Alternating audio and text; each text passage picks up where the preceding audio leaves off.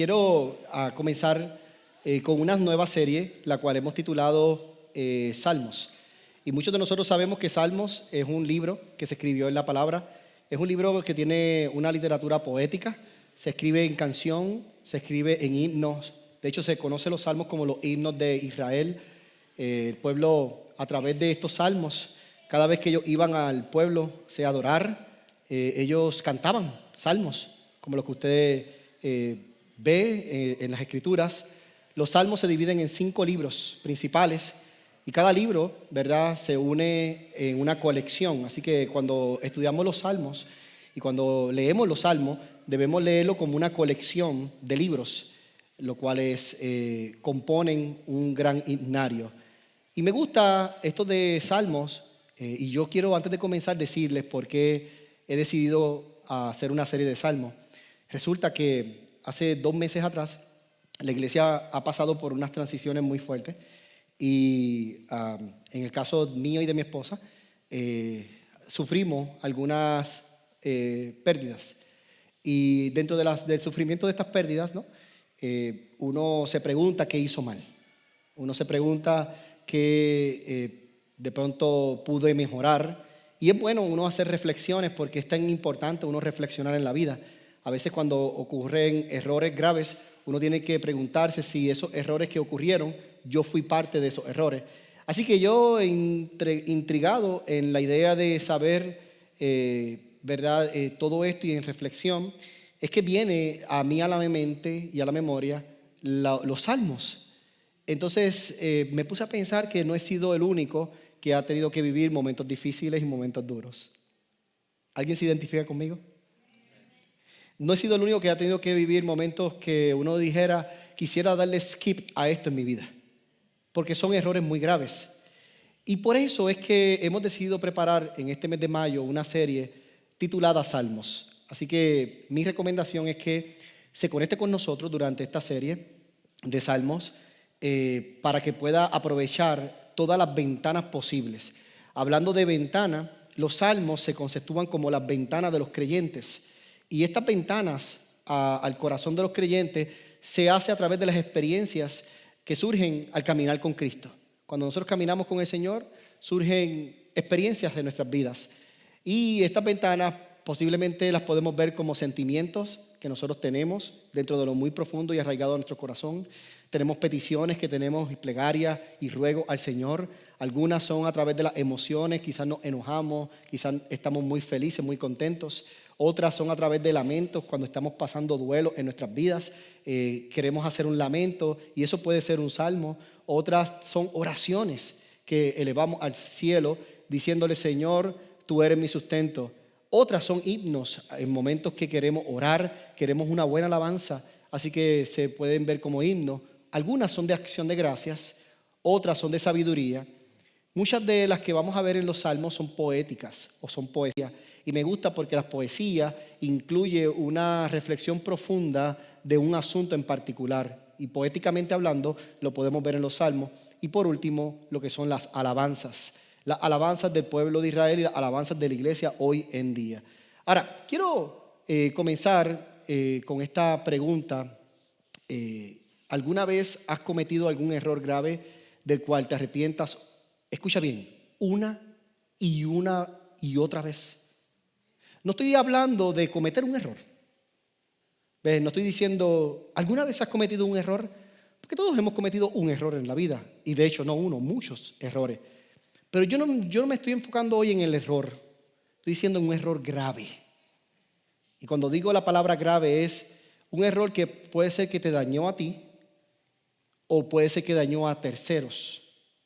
De ese tipo de errores es el que estoy hablando. En el Trauma Healing nosotros hablamos de este tipo de error como una herida moral. Porque las heridas morales no nada más nos afectan a nosotros como personas, sino que también las heridas morales afectan a otros como sociedad y como comunidad. Y de eso precisamente estoy hablando. Y es interesante que en el trauma de una persona, cuando la persona está en trauma, ya sea por un miedo intenso, un horror o impotencia, esta persona se aísla de la sociedad. En otras palabras, puede estar con un grupo de personas, pero no comparte con las personas. Puede estar con un grupo de personas, pero no se siente en ese lugar. en el aquí y en el ahora. Esta persona evidencia un trauma. Entonces, ¿el trauma qué hace? El trauma aísla a la persona de poder disfrutar y, mejor dicho, de poder reanudar su vida dentro de una sociedad. El trauma hace eso. Y esto es lo que hacen los graves errores en nuestras vidas, o los errores graves. Lo que hacen es que crean en nosotros un trauma para que nosotros nos aislemos de la comunidad. Entonces estamos solos enfrentando un gran dolor en nuestros corazones porque no podemos superar la pérdida, porque no podemos superar lo que nos hicieron, no podemos superar lo que vimos que le hicieron a otros, no podemos superar la herida moral. Eso hace el error grave y el trauma en nosotros. Pero hoy Cristo viene a traer un bálsamo a esa persona. Hoy venimos a traer un bálsamo diciendo, sí hay personas y hemos cometido muchos de nosotros errores, pero también Cristo puede ayudarnos en medio de esos momentos y de esas oscuridades que podemos estar experimentando. Decía al principio de esos gritos del creyente, esos sentimientos, esas emociones fuertes que están dentro de nosotros, de esos gritos en particular, sí Dios nos puede ayudar con todo eso. Y también en ocasiones alguna vez has experimentado el favor de Dios en medio de una situación muy difícil y desafiante. Y cuando hablo del favor de Dios, estoy hablando que tú sabes y reconoces que Dios se tuvo que meter en ese asunto.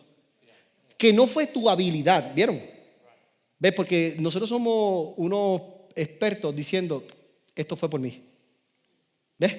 Somos unos expertos diciendo, chacho, qué bárbaro soy, me la comí, esto iba a salir mal. Pero cuando yo digo, no, yo reconozco que no fui yo, sino Cristo fue el que obró en nosotros en este grave error, y su favor fue el que permitió que yo pudiera salir de todo esto. Entonces, eso es digno de alabanza. Eso es digno de elevar alabanza a Cristo. Es digno de elevar himno al Señor. Eso, hermanos queridos, es parte de los salmos. Y yo quiero colocar el título de esta predicación. Y el título de esta predicación se llama Volviendo a la normalidad. O la otra pregunta sería, pastor, después de yo haber cometido un error grave, ¿cómo puedo volver a la normalidad? Y es una pregunta que todos nosotros nos hacemos porque pensamos que ya no hay salida, que ya no podemos volver otra vez a ser normales. Me llama la atención que cuando llegó el coronavirus, parte de lo que se hablaba en el coronavirus era ¿cuándo volveremos a la normalidad? ¿Alguien se acuerda de eso? Cuando ocurrió todo estas noticias y todos con mascarilla y no puedes salir a lugares y no puede haber personas a tanta distancia y no puede haber tantas personas en un mismo lugar, y todo el mundo decía, ¿y cuándo volveremos a la normalidad? ¿Alguien le pasó eso por la mente? A todos nos pasó. ¿Cuándo volveremos a la normalidad? ¿Y sabes lo que hacen los errores graves en nuestras vidas? También nos hacen lo mismo. Nosotros estamos diciendo una y otra vez, ¿cuándo volveremos a ser normales? ¿Cuándo volveremos a la normalidad? Pastor, pero yo no lo he dicho. Tú quizás no lo has dicho de tu boca, pero tu ser te lo ha repetido una y otra vez, y tu conciencia te ha dicho, ya es hora de que vuelvas a la normalidad. Y déjenme colocar dos ejemplos importantes cuando hablamos de errores graves, y no quiero que se nos pase desapercibido. Uno tiene que ver con, claro, el error de David fue un error moral, porque David cometió dos errores terribles, y esto lo hablamos el martes pasado en el Micro G. El primer error que cometió fue adulterio, y el segundo error que cometió fue homicidio. Hermano, de los 10 mandamientos cometió 2. Entonces, no fue un error menor. Lo que quiero que vean es que David no cometió un error menor. Él cometió un grave error. Y ese grave error a David lo llevó a un cuarto oscuro. Ahora bien, pero digamos, ¿y qué cuando cometemos errores graves que no son morales? Pastor, ¿cómo significa? ¿Qué quiere decir esto? Por ejemplo, ¿qué tal cuando le hemos robado a Dios? Eso no pareciera ser un error moral, porque no afecta a ninguna sociedad. Pero la palabra dice que cuando nosotros no ofrendamos, nosotros le robamos a Dios.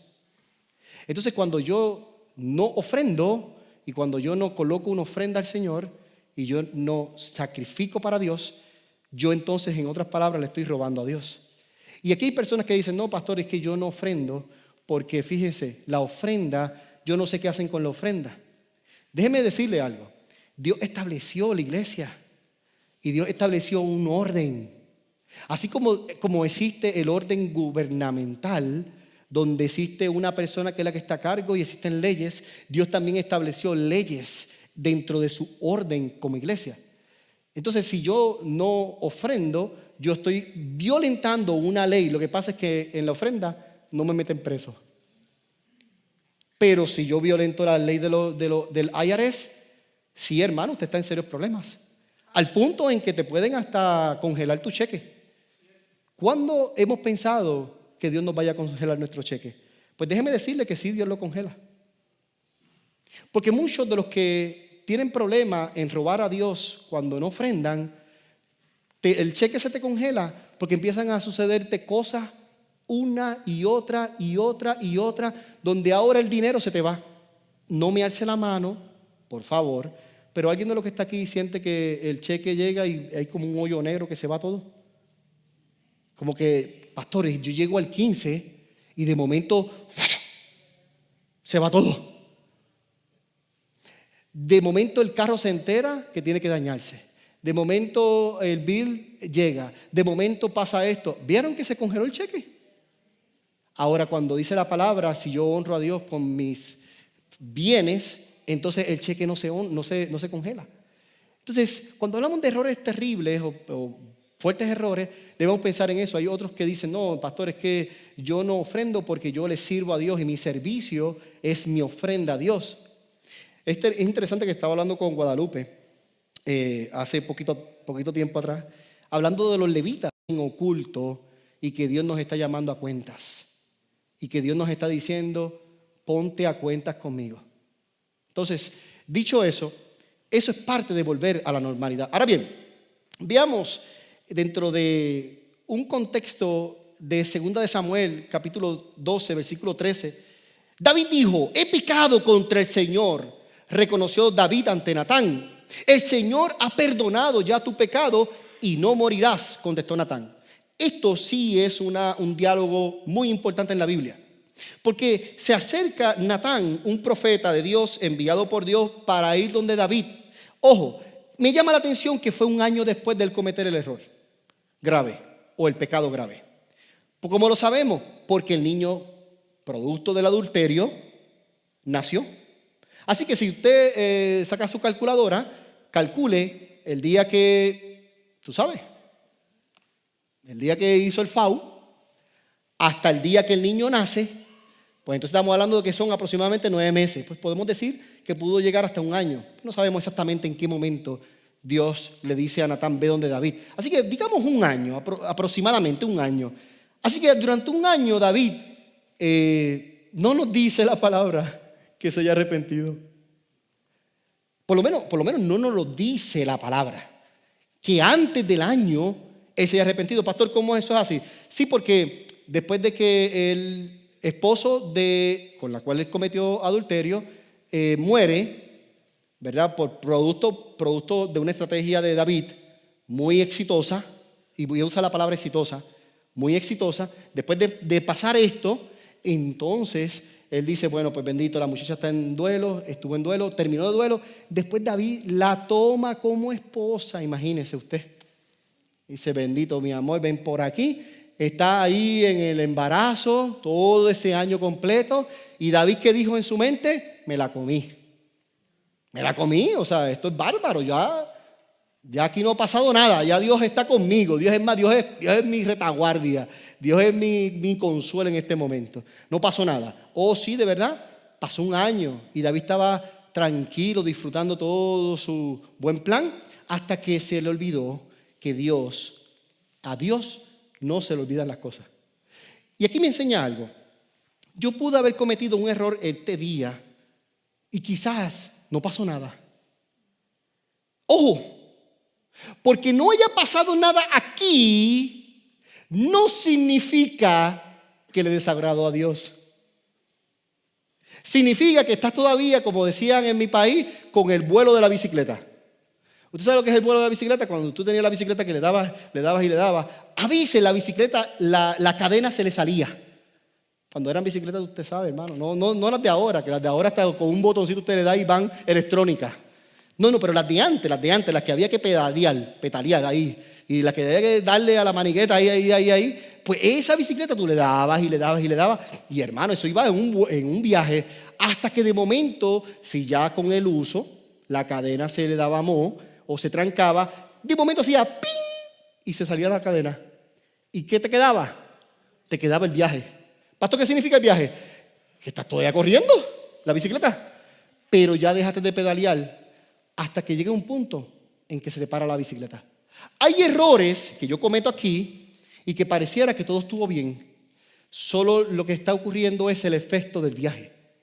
Está esperando que se termine el viaje. Cuando llega allá, se para la bicicleta. Eso le pasó a David. David aquí dijo, todo salió bien. Me quedó todo bien el plan. Pero allá se le paró cuando Natán, después de un año, le dijo, lo hiciste mal. Y David, cuando se dio cuenta que había ofendido a Dios, David ahí dijo, he pecado contra el Señor, reconoció David ante Natán. Entonces, veamos el Salmo 51, fue el Salmo de la reflexión. Vaya conmigo al Salmo 51. Capítulo 51, versículos del 1 al 2.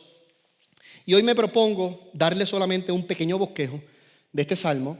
El próximo martes, si usted quiere profundizar con nosotros este Salmo, voy a estar discutiendo la primera parte de este Salmo que tiene que ver con acudir a Dios. Y va a ser en un ambiente muy diferente a lo que usted antes haya visto. Va a ser por primera vez, va a ser el próximo martes, así que yo usted no me lo pierdo, va a ser algo espectacular. Dicho eso, voy a enfocarme en este versículo. Dice la palabra, David dijo, ten piedad de mí, oh Dios, conforme a tu gran amor, conforme a tu misericordia, borra mis transgresiones, lávame de toda mi maldad y límpiame de mi pecado. Cuando David dice, ten piedad de mí, esta frase, David estaba apelando a uno de los atributos de Dios. Así que un hombre como David cometió error grave, pero un hombre como David conocía a Dios como Padre. Y esto nos deja decir algo importante. Cuando yo conozco a Dios como Padre, yo reconozco también los atributos del Dios Padre. Cuando David decía, ten piedad de mí, él estaba reconociendo el amor eterno que tenía el Padre. Y ese amor eterno que tiene el Padre es un amor compasivo. Yo como padre quiero lo mejor para mis hijos, aunque mis hijas hagan errores graves. Yo no puedo dejar de ser padre y de amar a mis hijas por un error grave que hayan hecho mis hijas, aunque para ellas en su mal entendimiento o en su ignorancia, ellas piensen que pues se acabó el mundo. En el caso mío, yo sé que no se ha acabado el mundo y que es parte solo de la disciplina en este momento en su vida. La compasión del Padre siempre se va a ver vista en medio de nuestros errores graves. Ahora bien, la misericordia es otro punto que David reconoce. Pastor, ¿qué es misericordia? Gracias por preguntar. La misericordia tiene que ver con que el pecado que yo cometo no soy digno de recibir perdón. La misericordia tiene que ver con que la paga del pecado es muerte y yo no puedo hacer nada, ya yo estoy muerto. Porque si yo peco, estoy muerto. Porque la paga del pecado es muerte. Pero la misericordia de Dios es cuando yo le recuerdo a Dios, Señor, recuerda que por misericordia tú me puedes perdonar y tú me puedes limpiar. Entonces es una nueva revelación para el creyente que vive en la gracia de Dios, que por su misericordia podemos recibir perdón de todos nuestros pecados. ¿Cuántos dicen amén por eso? Y hay tres verbos que no podemos pasar desapercibidos. Primer verbo, borra mis transgresiones. Hermano, cuando la palabra enseña, borra mis transgresiones, esto es lo mismo como cuando tú has cometido un error grave aquí en el estado de Texas y tu récord se daña. ¿Ves? Se daña el récord. Borra mis transgresiones es exactamente lo mismo que ir al Departamento de Justicia y decir, yo pido perdón, pido piedad. De hecho, eso existe. En Estados Unidos existe la piedad. Usted hizo algo mal, pida piedad, y si pide piedad, le pueden bajar los cargos, digamos, pueden ayudarlos con los cargos. La piedad existe. Entonces, esto, borrar mis transgresiones, David lo que estaba diciendo es: quiero que me limpies el récord. Y la pregunta es: ¿Dios puede limpiar nuestros récords? Claro que sí. Claro que sí, porque la Escritura me dice que Dios echa hasta lo más profundo de la mar nuestros pecados y no se acuerda de ellos. Entonces Dios sí nos borra ante Dios. No, hermano, no ante Satanás, porque Satanás es el fiscal, él quiere acusarte. Él tiene pecado, tiene pecado. Pero Dios dice: ya yo los borré y ya yo no me acuerdo de esos pecados. Pero esto ocurre, hermano, no podemos sacar el texto de su contexto. Esto ocurre en su contexto. Dios borra el pecado de nosotros en el contexto de ¿qué, pastor? En el contexto de: ten piedad de mí, conforme a tu gran amor, conforme a tu misericordia. Cuando Dios ve que una persona es lo suficientemente humilde para reconocer que lo hizo mal, Dios puede borrar esos pecados. Pero cuando Dios ve altivo a una persona que dice: yo no cometí ningún error, eso no fue ningún error grave, eso no fue ningún pecado grave, Dios no puede borrar esos pecados. Perdóneme, esto no funciona así. Dios borra el pecado y la transgresión de aquel que le pide a Dios por piedad y misericordia y le dice: Señor, perdóname por lo que estoy haciendo. Porque quizás lo sigo haciendo. El detalle es que quizás lo sigo haciendo. Segundo verbo: lávame de toda mi maldad. Y la palabra lávame aquí se utiliza, y más adelante, versículo 7, se utiliza lávame y límpiame. Pero esta palabra lávame tiene que ver como cuando usted echa una ropa a lavar, ¿verdad?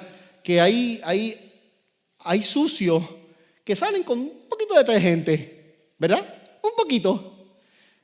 Vamos a lavar la ropa y miramos la ropa, ¿cómo está de sucia? No está tan sucia, pues un poquito de detergente ahí, da vuelta y quedó inmaculada. Pero hay veces que la ropa, cuando usted la mira y dice: ¿pero qué pasó aquí? Aquí hubo una guerra, o sea, ¿qué fue esto? Porque las ropas están completamente sucias. Y ya no hace falta el mismo detergente. Ahora hay que quizás añadirle otro detergente. Algunos le añaden el cloro, si es ropa blanca, ¿verdad que sí?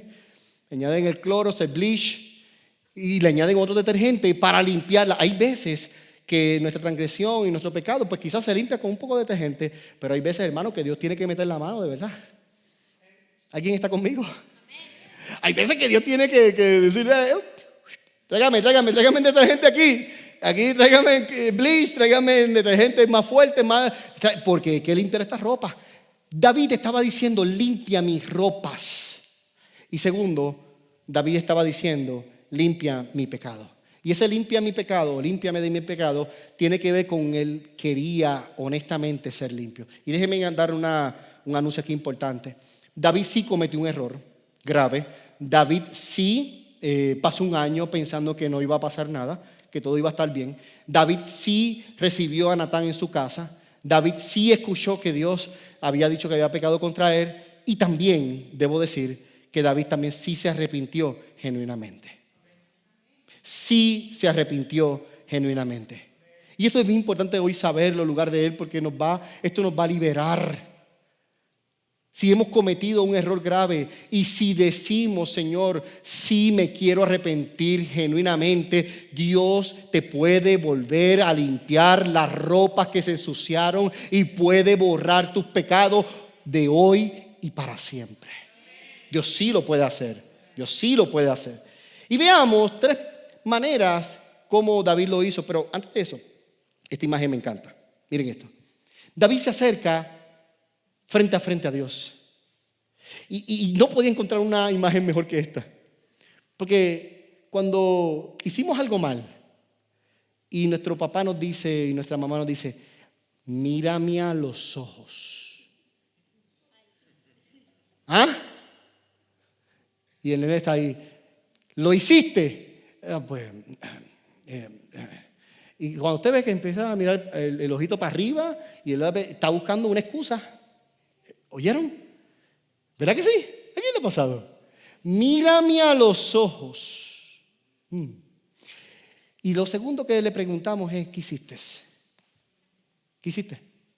Pues no, fue que ella me dio y de momento cuando yo ¡pum!, le digo, ¿de verdad? ¿Eso lo hiciste? Mírame a los ojos. ¿Le hiciste eso? Mírame a los ojos. ¿Sí? Imagínense a David con Dios así. Esta imagen me voló la cabeza. Solamente pensar a Dios mirando a David de esa manera, como un padre y su hijo se miran en un momento cuando el hijo quizás ha cometido un grave error. Entonces, lo primero que debemos hacer cuando cometemos un error grave son 3 cosas. Primero, acudir a Dios. Acudir a Dios. Cuando yo acudo a Dios, yo confieso mi rebelión. He pecado. He hecho un error grave, Señor. Discúlpame, perdóname. Necesito pedirte perdón. Versículos 3 al 4 dice, yo reconozco mis transgresiones, siempre tengo presente mi pecado. Contra ti he pecado, solo contra ti, y he hecho lo malo ante tus ojos. Por eso tu sentencia es justa y tu juicio irreprochable. Recordemos que cuando él dice tu sentencia es justa, él está hablando exactamente de la pérdida que él tuvo de su hijo. Porque él perdió a su hijo. Y él lo perdió por su decisión propia. Entonces, cuando él está diciendo es justo, él está reconociendo que lo que Dios hizo estuvo bien. El que lo hizo mal soy yo. Y esto, hermano, le agrada a Dios. Esto le agrada a Dios, porque cuando yo reconozco que Dios es justo y Dios pide de mí que yo sea justo, que yo apele a la justicia, y lo que él hizo, lo que David hizo, no fue justo. Porque dígame usted a mí, si es justo usted quitarle la última ovejita a la persona que tenía una versus el que tiene muchas ovejas, no quitarle ninguna porque llega un extranjero a su casa y ahora hay que hacer banquete y le quitamos entonces la oveja pequeña al que tiene solamente una. Entonces cualquiera nos molestaríamos diciendo, pero si el rico tiene mucha, ¿por qué le quita al pobre la única oveja que tiene? Esto fue la alegoría que hizo Natán con David, diciéndole, dime tú que tú juzgas. Y David dijo, a ese hombre hay que devolverle 4 veces más. Pues ¿sabes qué? Ese hombre eres tú, porque lo hiciste mal. Entonces, cuando David llega a este salmo y dice, contra ti he pecado, solo contra ti, y he hecho lo malo ante tus ojos, tu sentencia es justa y tu juicio es irreprochable. Él estaba diciendo, lo hice mal, pero tú sigues siendo Dios y tu justicia va por encima de lo que aún yo pude hacer. Aunque yo tratara de decirte que no lo hiciera, tú eres justo, Señor. Y hermano, miren, yo les voy a decir algo. Esto no es muy motivador. No es muy motivador. Pero ¿sabes qué? Dios no cambia. Y Dios no es hombre para mentir. Y Dios no es hombre para arrepentirse de lo que ha dicho. Y si Dios no cambia, busque la Biblia, léela. Y mire todo lo que Dios ha dicho. Y todo lo que Dios ha dicho ojo. Desde el Antiguo Testamento hasta el Nuevo Testamento, todo es válido. Todo lo que Dios ha dicho todavía funciona. No, pastor, es que estamos en una cultura, pastor, que ahora todo es gracia. Si hermano, yo creo en la gracia, claro que sí, porque estamos en tiempo de gracia. Pero no, es que el Antiguo Testamento es ley. Oh, de verdad, really. Déjeme decirte que si usted le quita una sola palabra al Antiguo Testamento, usted invalida el Nuevo Testamento. En teología, cuando analizamos la Biblia, no la podemos analizar como que la Biblia es Antiguo Testamento y Nuevo Testamento solo y los dos van divididos. Eso es imposible. La teología nos enseña que el estudio de Dios es desde el Génesis hasta el Apocalipsis, sin quitarle una palabra, ni imponerle una coma, ni quitarle una tilde. Así que todo lo que la palabra dice es cierto. ¿Qué me está diciendo, pastor? Que si Dios no miente desde que empezó el Génesis hasta que termine el Apocalipsis, Dios no cambia. Y si yo lo sé, entonces Dios es justo. Ah, pastor, pero yo tomo decisiones. Por eso que estás tan mal. Por tus decisiones. Pero déjame darle un poco de bálsamo, porque también estamos bien por nuestras decisiones, porque cuando tomamos buenas decisiones, vivimos la vida que Dios quiere que vivamos. Yo les voy a decir algo, yo siento que en este momento en mi vida, por lo menos puedo decirlo hasta hoy, siento que estamos tomando buenas decisiones y que estamos viviendo la vida que Dios quiere. Segundo, reconocer la incapacidad de vivir rectamente. Mira, versículos 5 al 6 dice: yo sé que soy pecador de nacimiento, pecador desde que me concibió mi madre. Y yo sé que tú amas la verdad en lo íntimo, en lo secreto me has enseñado sabiduría. Entonces, esta incapacidad de vivir rectamente, todos la tenemos. David la tenía. Ojo, es incapacidad de vivir rectamente. No estoy diciendo que no puede vivir rectamente. ¿Se entiende eso? Sí, porque entonces nos vamos al extremo. Recuerden los extremos. Pues pastor, como soy incapaz de vivir rectamente, pues que ya qué más da, pues vivo la vida ya así, porque ya soy incapaz. No. Eres incapaz de vivir rectamente, pero en Cristo Dios te capacita para vivir rectamente. ¿Cuántos dicen amén por eso? Segundo, ser renovados. Primero, acudir a Dios. Segundo, ser renovados. Dios busca renovarnos. ¿Y cómo yo me renuevo? Número 1, pidiendo perdón. Versículo 7 al 9, purifícame con hisopo y quedaré limpio. Lávame y quedaré más blanco que la nieve. Anúnciame gozo y alegría. Infunde gozo en estos huesos que has quebrantado. Aparta tu rostro de mis pecados y borra toda mi maldad. Estas dos palabras, límpiame y lávame, tienen que ver no con exterior. Ojo, tienen que ver con interior. David no estaba diciendo límpiame y lávame en el área exterior para que las personas vean al gran rey. No, David estaba diciendo lávame y límpiame en mi interior. Esto es una renovación espiritual. Y David estaba pidiéndole a Dios renovar su espíritu. Él necesitaba ser renovado espiritualmente. 4, pedir por una renovación interna. Versículos 10 al 12, escrito está: crea en mí, oh Dios, un corazón limpio y renueva un espíritu firme dentro de mí. No me alejes de tu presencia, ni me quites tu Santo Espíritu. Devuélveme la alegría de tu salvación y que un espíritu de obediencia me sostenga. Entonces la renovación del creyente, una vez haya cometido un error grave, primero es interna. Primero es en el alma.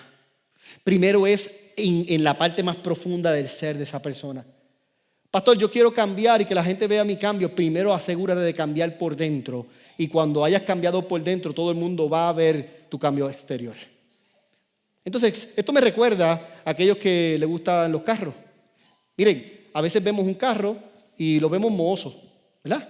Y decimos, ay, qué porquería. Ay, ese carro no sirve. Frankie me puede ayudar aquí con esto.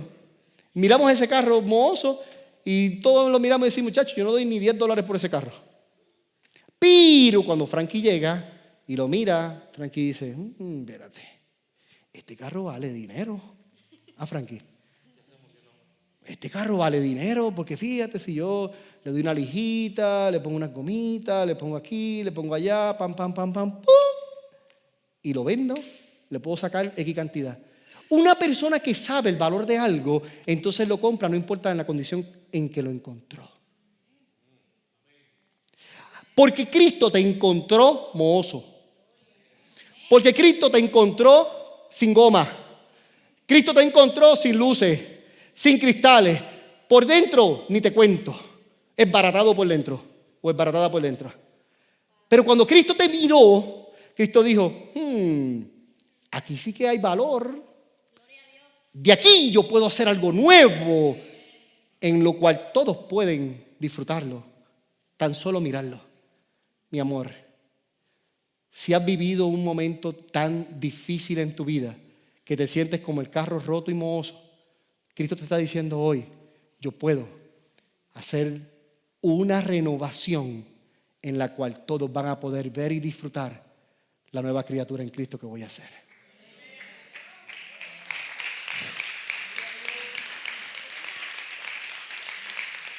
Lo tercero que David hizo fue hacer un compromiso. Recordemos, lo primero que David hizo fue acudir a Dios. Yo debo acudir a Dios en medio de un error grave. Lo segundo es pedir por una renovación. Cristo me puede renovar. Pero lo tercero es importante, los compromisos. Si yo quiero ser renovado, hay unos compromisos. El primero que David hizo fue decirle, enseñar a otros tus caminos. Versículo 13, así enseñaré a los transgresores tus caminos y los pecadores se volverán a ti. Entonces David decía, si yo soy renovado espiritualmente Y si otros pueden ver la renovación de mi vida, otros van a poder venir a tus caminos y te van a poder servir. Hermano, y eso, vamos, practícalo. Dígale al Señor, Señor, renuévame para que tú veas cuánto voy a traer para tu reino. Que si tú se lo dices en serio al Señor, Dios se lo va a tomar en serio también. Segundo, compromiso. Vida de devocional en adoración y alabanza. 14:15 escrito está: Dios mío, Dios de mi salvación, líbrame de derramar sangre y mi lengua alabará tu justicia. Abre, Señor, mis labios y mi boca proclamará tu alabanza. El compromiso de vivir en devoción para Dios es tan importante, hermanos. Es tan importante. Y tercer compromiso, una vida de sacrificio en humildad y quebrantamiento. Versículo 16 al 17 escrito está: tú no te deleitas en los sacrificios, ni te complacen los holocaustos. De lo contrario, te los ofrecería. El sacrificio que te agrada es un espíritu quebrantado. Tú, oh Dios, no lo desprecias al corazón quebrantado y al corazón arrepentido. Porque tú, oh Dios, no desprecias al que viene con un corazón quebrantado y con un corazón arrepentido. Porque el Señor no desprecia al que viene con un corazón quebrantado y arrepentido. ¿Qué significa eso, pastor? Que lo mismo es cierto al revés. El altivo Dios lo desprecia. El que viene pensando que ya no ha cometido pecado alguno, que está libre de pecado, Dios lo desprecia. ¿Y sabes cómo Dios nos desprecia? Dios nos desprecia dándonos cabela. ¿Alguien sabe eso? Dándonos línea. Dios nos desprecia dándonos línea. Sí, porque pastor, ¿qué significa? Bueno, pues que tú vas a decidir. Oh, sí, pues decide. Y decides alejarte de Cristo. Y Dios te da línea. Te da línea. Como el que está pescando, ¿verdad? Tira la caña de pescar y le da hilo. Lo suelta. Hasta que de momento, un día, ocurre de la nada que te encuentras en un lugar y Dios te envía un Natán y te dice: no vas bien. Mira, si tú sigues como va, esto es lo que te espera.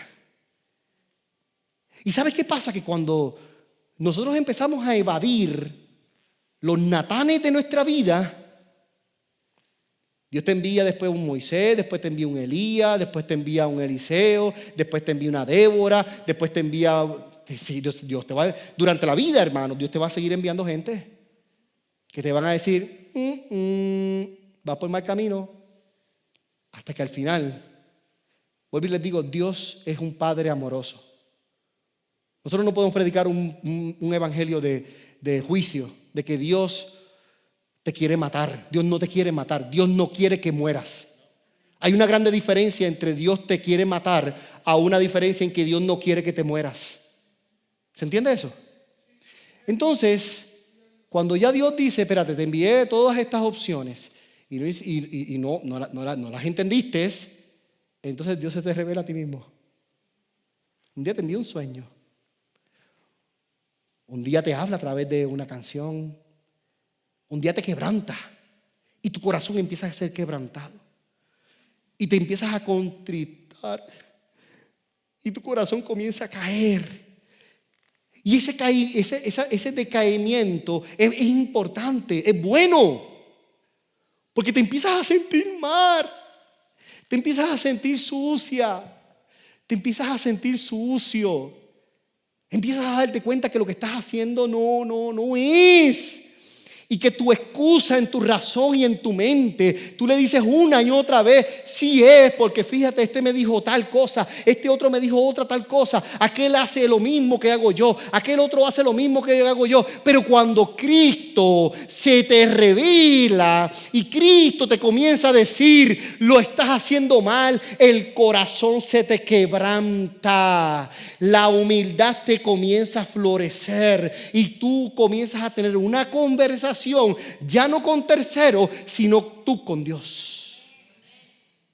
Y en ese momento, ya David llegó. Y ojo, David llegó a ese momento, pero todavía les acabo de decir que David quería volver a la normalidad. ¿Se acuerdan de eso? David quería volver a la normalidad. ¿Qué significaba? Que David no estaba viviendo su normalidad. David estaba viviendo en un estado en su vida donde él no era él. ¿Te ha pasado? ¿Te ha pasado? ¿O he sido yo el único? Que te sientes que estás viviendo, pero no eres tú, no es lo que Dios te llamó a vivir y hacer. Te sientes que no es, que hay algo mal, que hay algo que está pasando alrededor tuyo, que te sientes mal. Ahí estaba David. Pero el David, déjame decirle algo. No sé cuántos reyes tenemos aquí hoy. ¿Rey de Inglaterra está aquí? ¿O rey de...? No, pastor, está el rey de mi casa. O bueno, los reyes de la casa. El rey de la casa, te voy a decir algo, rey de la casa. Mire, ¿tú sabes lo peor de un rey? Cuando pierdes la autoridad. Porque si tú eres el rey de la casa y tú entras y tu familia no te hace caso y tus hijos no te hacen caso y el perro te ve y en vez de salir corriendo donde ti se va corriendo, hermano, usted está en serios problemas. Porque si ni el perro te saluda, estás en un serio problema. Entonces no eres el rey de la casa. David estaba perdiendo un reino importante. Pastor, ¿cómo lo sé? Vamos adelante. Esta persona se llama Martha Stewart. Y quizás muchos de nosotros no la conocemos. De hecho, yo la acabo de conocer. Saludos, Marta.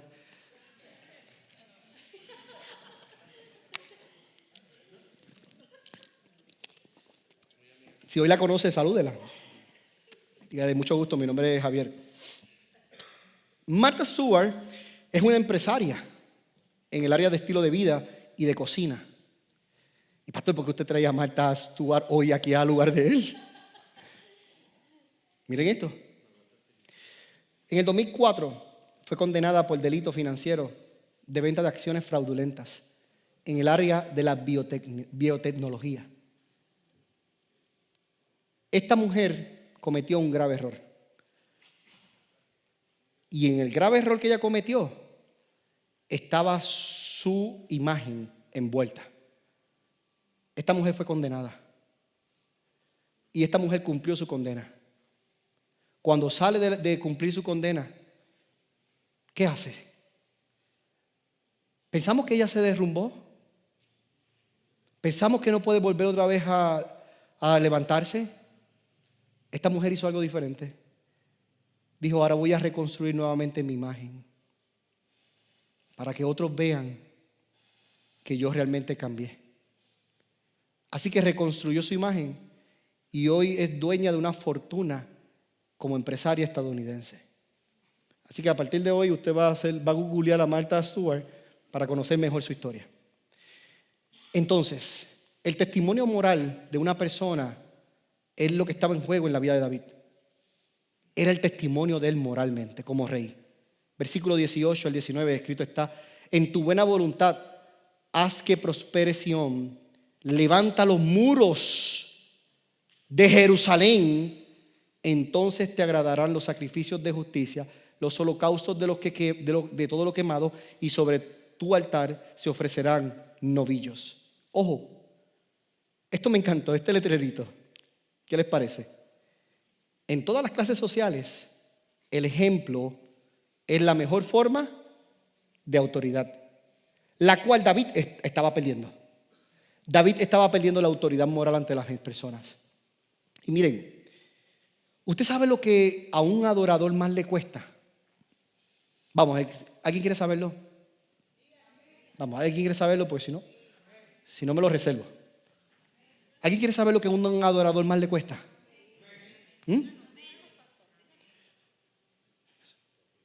No poder entregar sacrificios y ofrenda a Dios. Al que no le cuesta es al que no es un adorador.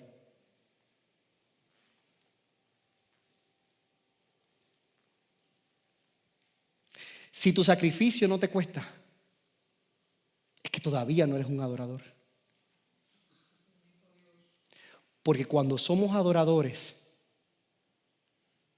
si yo no me puedo sacrificar y traer ofrendas a Dios que me cuesten, entonces no soy adorador.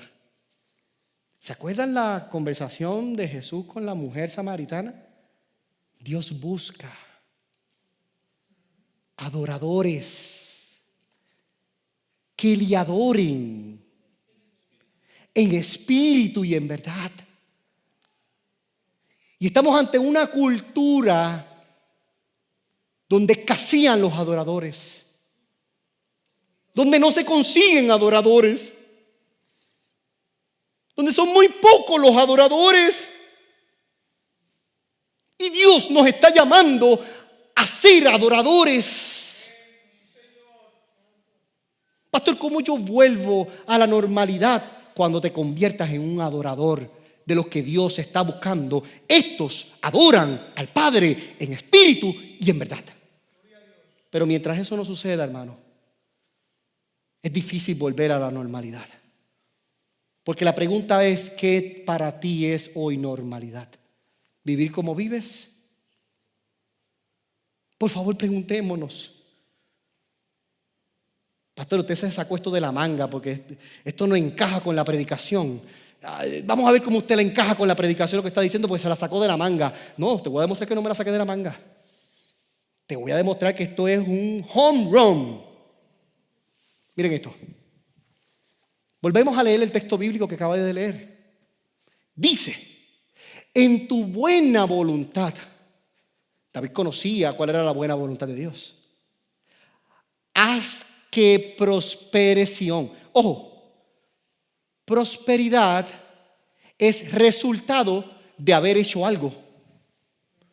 No, pastor, yo quiero que Dios me prospere, pastor, que Dios me prospere, que Dios me prospere, que Dios me prospere.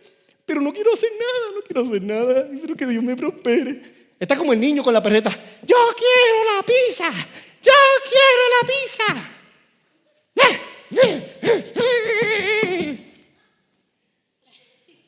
Así no somos muchos de nosotros. Nos dan perreta y entonces Dios dice, pero ¿por qué te está dando perreta si tú no estás haciendo nada para tenerlo? ¿Qué tú quieres? ¿Que yo te prospere? Pues siembra. ¿Tú quieres que yo te prospere? Pues siembra aquí. No, pastor, yo quiero que Dios me prospere, pero yo no quiero que no me cueste nada. Yo le voy a servir al Señor, pastor. Y voy a estar con Él hasta las últimas consecuencias. Y el Señor le dice, hasta cuando el gallo cante 3 veces me habrás negado, nene. Así le dijo el Señor a Pedro. 3 veces me habrás negado antes que cante el gallo. Pastor, ¿qué significa esto? Escuche bien, escuche bien. Esto lo que significa es que si yo quiero prosperidad, y prosperidad, hermano, pastor, prosperidad es dinero. Oh, ¿de verdad?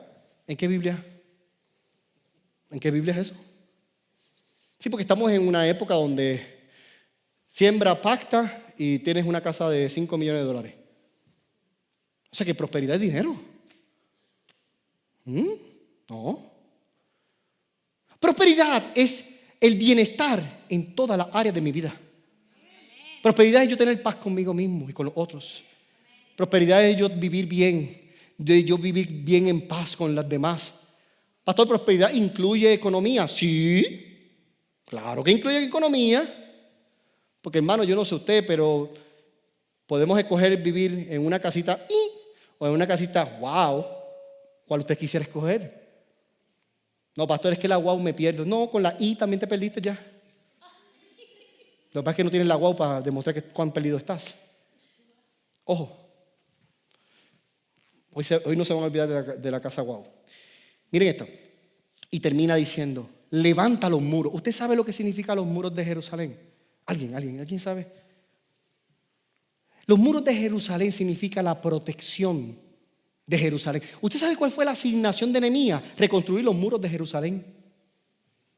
Porque cuando reconstruimos los muros de Jerusalén, colocamos un cerco protector que ahora nuestros enemigos no nos tocan. ¿Tú sabes lo que estaba diciendo David? Se lo voy a traducir en español porque está en chino. David lo que le estaba diciendo era, por lo que yo hice, se derrumbaron los muros en Jerusalén. Porque permítame decirte que ¿quién era el rey de Jerusalén? ¿Quién era el rey? Era David. Y el rey estaba diciendo, levanta los muros, pues porque los levanta porque yo los derrumbé. David había derrumbado los mismos muros de Jerusalén. Entonces, al derrumbar los muros, ¿cuál es la consecuencia? Para los que estuvieron el martes, ¿se acuerdan? Los círculos, ¿no? En el centro de la decisión y las consecuencias en el círculo, ¿no? ¿Cuál es la decisión de David? Fue el pecado.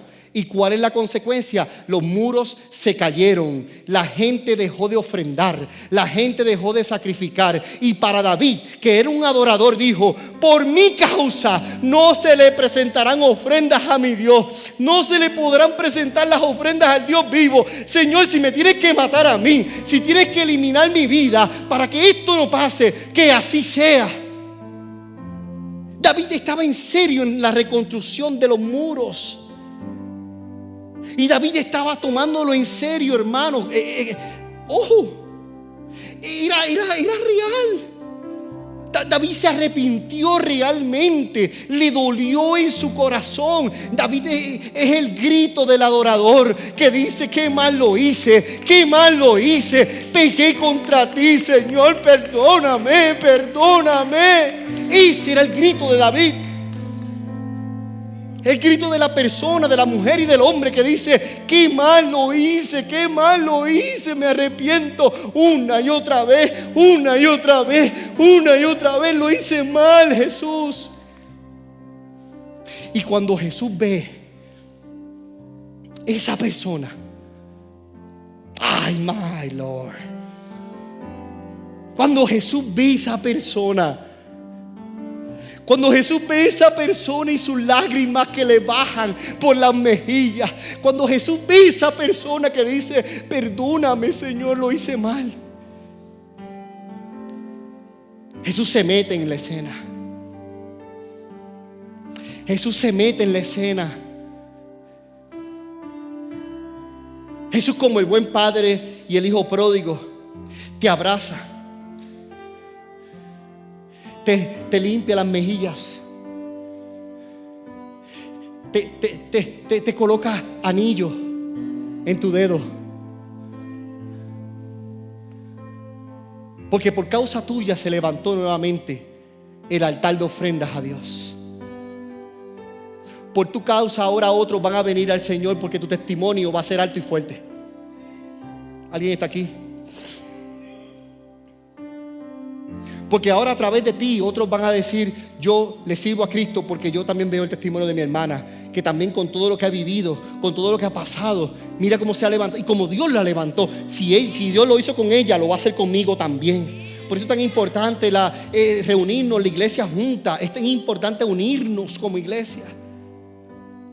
Porque cuando yo veo a alguien que ha sido restaurado, cuando yo veo a alguien que Dios lo levantó, cuando yo veo a alguien que lo hizo mal, pero cambió su manera de pensar, su error grave lo quitó y ahora vive rectamente y ahora honra a Dios en su manera de vivir, esa persona le da testimonio a 5, 10, 20 personas más de que Cristo es real, de que Cristo existe y de que Cristo puede transformar una vida para siempre. Hey, gracias por estar conectados con nosotros a través de este podcast.